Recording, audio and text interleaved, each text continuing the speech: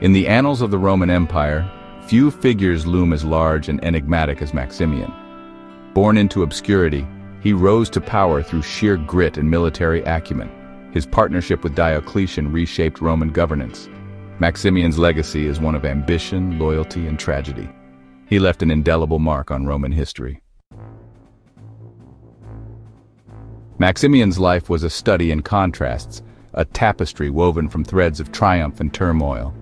Born into humble beginnings in the Roman province of Pannonia, he rose through the ranks of the army, his natural talent for leadership and warfare quickly becoming evident. He served with distinction under emperors Aurelian and Probus, honing his skills in campaigns against the Sassanid Persians and various Germanic tribes. It was during this time that he forged a close bond with Diocletian, a fellow soldier who recognized Maximian's potential. When Diocletian ascended to the purple in 284 AD, he saw in Maximian the perfect partner, a man of action who could complement his own strategic brilliance. Together they would embark on a daring experiment, dividing the empire in two in order to better defend its vast frontiers. Maximian was a man of action, a soldier's soldier. He preferred the company of his troops and the thrill of battle to the intricacies of courtly life. He was an imposing figure known for his physical strength and his fiery temper. His enemies learned to fear his wrath, while his soldiers respected his courage and his willingness to share in their hardships. His reign was marked by constant warfare. In Gaul he crushed the Bagaudae, a peasant revolt that threatened to tear the heartland of the Western Empire asunder. Along the Rhine frontier he campaigned relentlessly against the Germanic tribes, pushing them back across the river and securing the border for a time. And in Britain, he faced the challenge of Carausius, a rogue general who had declared himself emperor.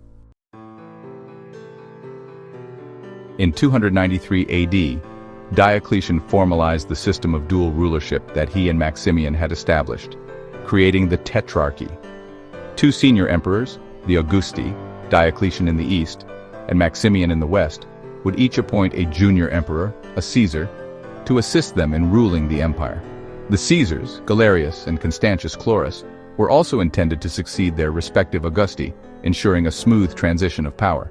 This ambitious experiment, designed to bring stability to a fractured empire, ultimately sowed the seeds of its own destruction.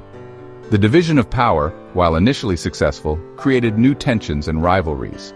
The personal ambitions of the tetrarchs and their heirs, combined with the ever-present threat of rebellion and invasion, would eventually plunge the empire back into chaos. Maximian's own role in the Tetrarchy's demise was complex. He initially embraced the system, seeing it as a way to secure his power and legacy. He appointed Constantius Chlorus, a capable general, as his Caesar, and together they campaigned successfully against the enemies of Rome. However, Maximian chafed under Diocletian's authority, and he resented the growing influence of Galerius, his fellow Augustus in the east. In 305 AD, at Diocletian's insistence, both Augusti abdicated their thrones, hoping to ensure a peaceful transition of power to their Caesars. Maximian retired to his estates in southern Italy, seemingly content to live out his days in quiet retirement. However, fate, it seems, had other plans for the aging emperor. Born around 250 AD near Sirmium in Pannonia, Maximian's early life was humble. The son of shopkeepers, he grew up on the Roman frontier. The Danube River was a constant presence. Life in Pannonia was tough, forging resilience in young Maximian. Ancient sources hint at a childhood amidst war. The Roman army was a common sight, drawing Maximian to its ranks. Military service offered advancement, a chance to escape provincial life. It was a life of hardship and danger, but also glory and camaraderie. Maximian enlisted in the Roman army, embarking on a life-changing journey.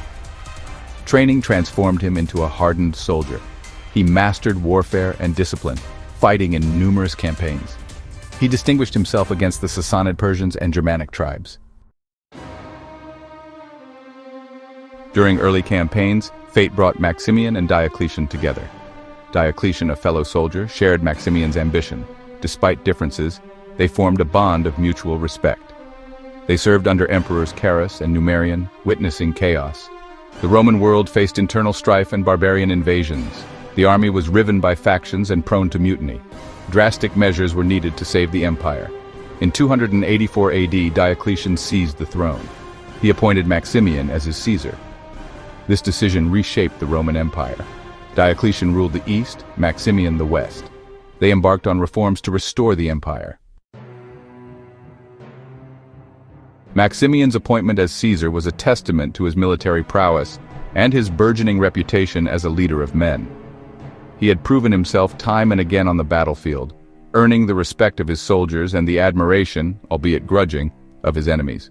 He was a soldier's soldier, leading from the front, sharing in their hardships, and inspiring them with his courage and determination. His campaigns against the Bagaudae, a peasant revolt that had engulfed Gaul, cemented his reputation as a ruthless and effective commander. The Bagaudae, driven to desperation by oppressive taxation and the depredations of corrupt officials, posed a serious threat to the stability of the Western Empire. Maximian, however, proved more than a match for the rebels. He moved swiftly and decisively, crushing the rebellion with a combination of military might and shrewd diplomacy. He understood that force alone would not be enough to pacify Gaul. He offered clemency to those who laid down their arms and addressed the root causes of the uprising, reforming the tax system and reining in corrupt officials. His victories in Gaul earned him the gratitude of the Roman Senate and the acclaim of the people.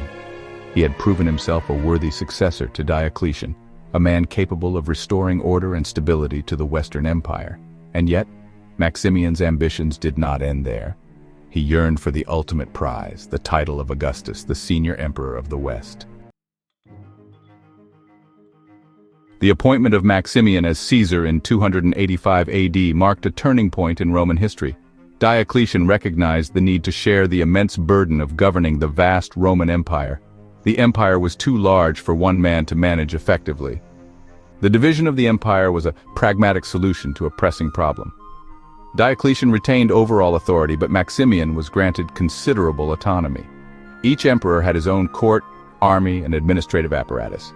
Maximian, a proven military commander, was well suited to ruling the Western Roman Empire. He established his base at Trier, a strategic city in Gaul. His primary focus was on securing the empire's borders. The division of the empire had profound implications for Roman governance. It set a precedent for power sharing that shaped the late Roman Empire. The Tetrarchy, established in 293 AD, solidified this model with 2 Augusti and 2 Caesars. Beyond the practicalities of governing a vast empire, the relationship between Diocletian and Maximian was carefully crafted to project an image of unity and divine authority. They adopted the epithets Iovius and Herculius, associating themselves with the Roman gods Jupiter and Hercules, respectively. This deliberate symbolism served to reinforce their legitimacy, elevate their status above mere mortals, and legitimize their shared rule.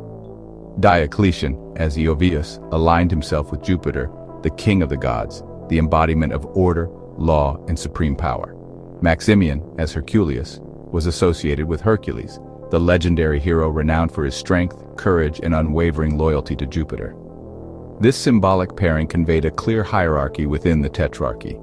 Diocletian, the senior Augustus, was the ultimate authority, the Jupiter to Maximian's Hercules. This carefully cultivated image of divine favor and authority was instrumental in bolstering the legitimacy of the Tetrarchy. In an era of instability and uncertainty, the emperors needed to project an aura of power and invincibility.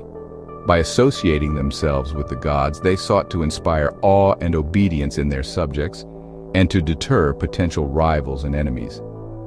The adoption of divine epithets, however, was more than just a propaganda tool. It reflected a deeper shift in the nature of imperial power in the late Roman Empire.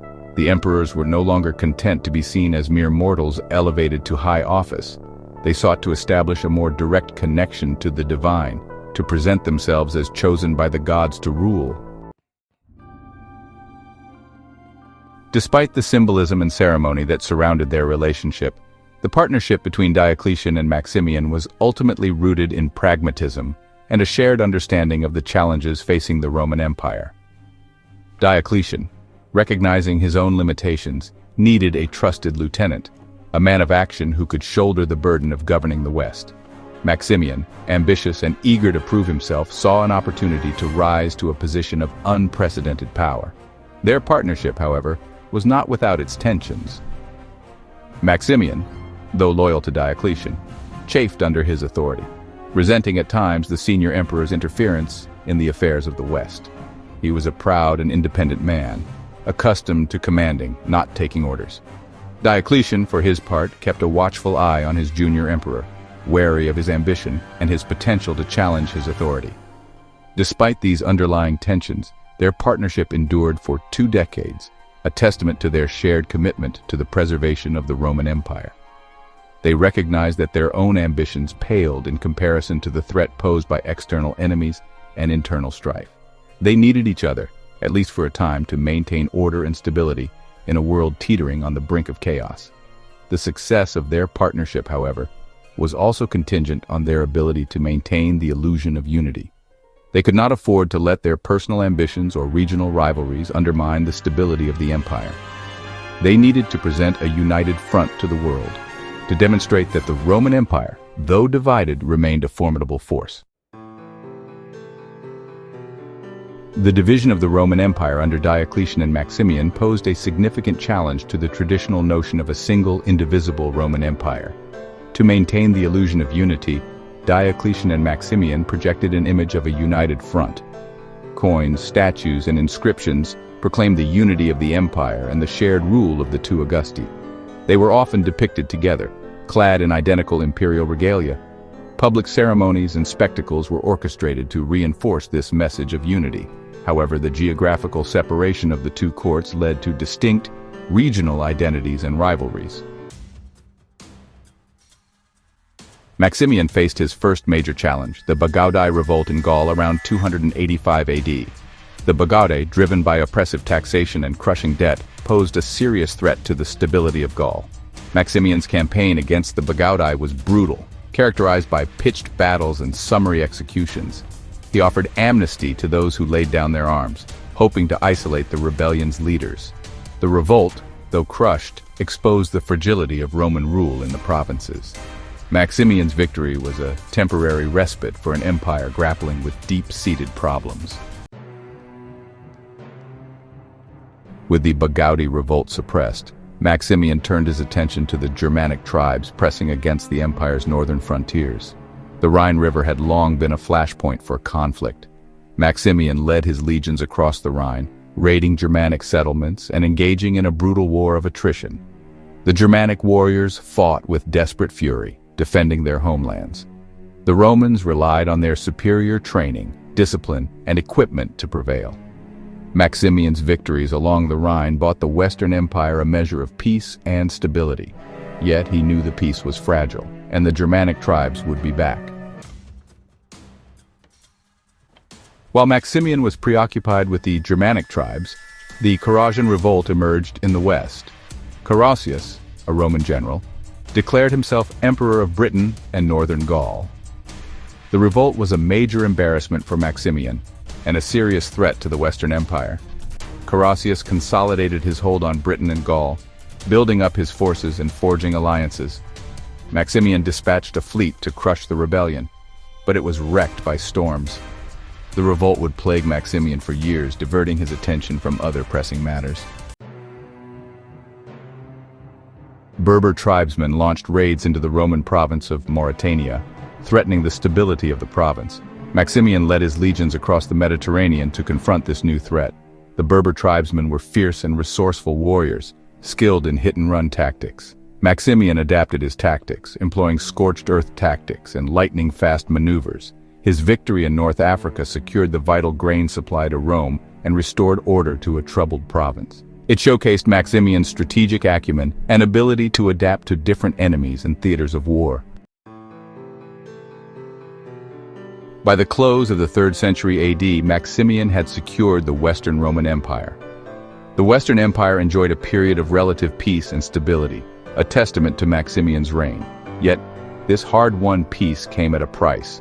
The army was stretched thin, and the treasury struggled to meet the demands of maintaining a vast empire. The Tetrarchy, though initially successful, contained the seeds of future conflict. The ambitions of the Caesars, Galerius and Constantius Chlorus, and the strained relationship between Maximian and his son Maxentius, set the stage for future power struggles. In 305 AD, Maximian and Diocletian abdicated their thrones, ushering in a new era for the Roman Empire. Maximian's departure from power carried a palpable sense of reluctance and resentment. The Tetrarchy fostered rivalries and ambitions that would ultimately prove its undoing. Maximian resented Diocletian's interference in the affairs of the Western Empire. The abdication ceremonies projected an image of unity, but underlying tensions were palpable. Maximian viewed Galerius's rise with suspicion and disdain. Stripped of his rank and purpose, Maximian was not yet ready to relinquish his hold on power. The Tetrarchy, for all its initial successes, carried within it the seeds of its own destruction. The division of power created new points of friction and rivalries between the Tetrarchs. Maximian's retirement was a direct consequence of the Tetrarchy's inherent instability. Diocletian believed that by stepping down, he could prevent the empire from plunging back into civil war. However, the personal ambitions and resentments simmered beneath the surface of imperial politics. The elevation of Galerius and Constantius upset the delicate balance of power.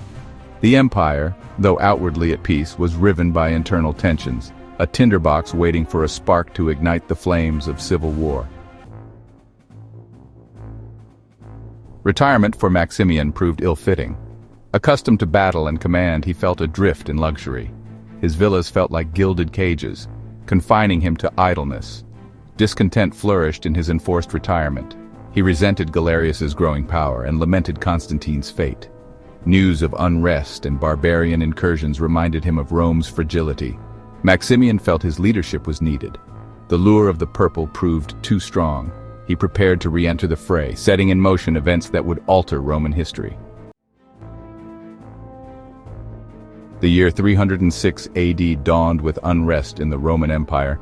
Galerius tightened his grip on power, alienating many, especially in the West. Maximian, the retired Augustus, returned dramatically to the political stage. News of Constantius Chlorus's death created a power vacuum. Maximian saw an opportunity to reclaim glory and secure his bloodline. Aligning with his son Maxentius, he embraced rebellion. The empire was on the brink of a new era of civil war. The alliance between Maximian and Maxentius was fraught with tension and mistrust. Maximian saw himself as the guiding hand behind his son's bid for power. Maxentius, however, had his own ruthless ambition. Their early rebellion saw successes. Maxentius quickly consolidated his hold on Italy. Maximian rallied legions to their cause. Cracks began to appear in their alliance. Maxentius resented his father's control. Maximian grew disturbed by his son's brutality. The old emperor clung to the rule of law. Maxentius cared little for such niceties. The alliance began to crumble. Maximian had unleashed a force he could no longer control.